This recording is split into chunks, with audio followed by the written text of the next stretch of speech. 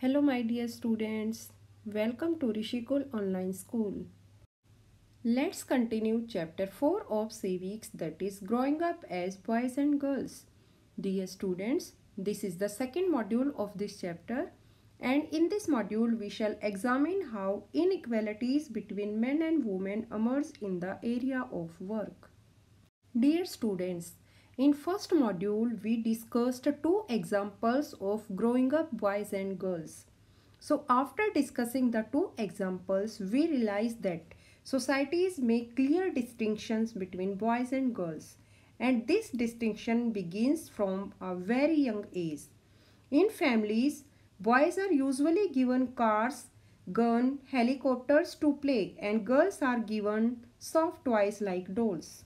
Now a question arises, why are girls given dolls and boys cars? Yes, toys become a way of telling children that they will have different futures when they become men and women. Dear students, traditionally girls are expected to do household work and take care of the family. So they are brought up to be kind and gentle. On the other hand, boys are expected to work outside home and earn money to support the family. That's why they are encouraged to do well in sports and studies. Next is valuing housework.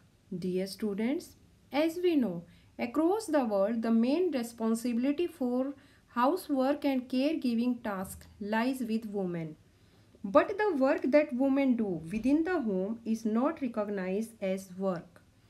It is not given any importance. It is also assumed that this is something that comes naturally to women. It therefore does not have to be paid for. Also, society devalues this work of women. Let's talk about the lives of domestic workers. Dear students, many homes, particularly in towns and cities, employ domestic workers, and mostly domestic workers are women. They do a lot of work like sweeping and cleaning, washing clothes and dishes, cooking, looking after young children or the elderly, etc. But they get low wages as domestic work does not have much value. A domestic worker's day can begin as early as 5 in the morning and end as late as 12 at night. These tasks require heavy physical work. Despite the hard work they do, their employers often do not show them much respect. Next is women's work and equality.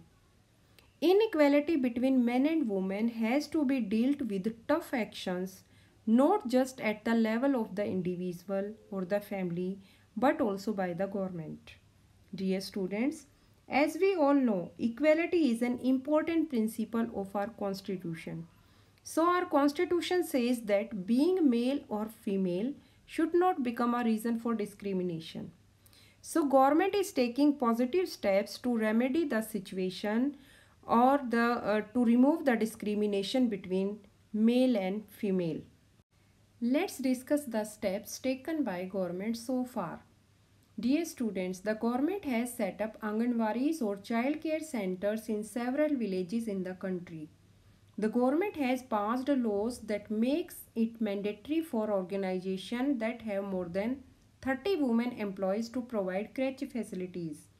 The provision of crèches helps many women to take up employment outside the home.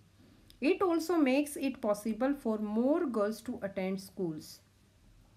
As equality is an important principle of our constitution, so therefore we must treat and respect every individual, be it a man or a woman belonging to any age group.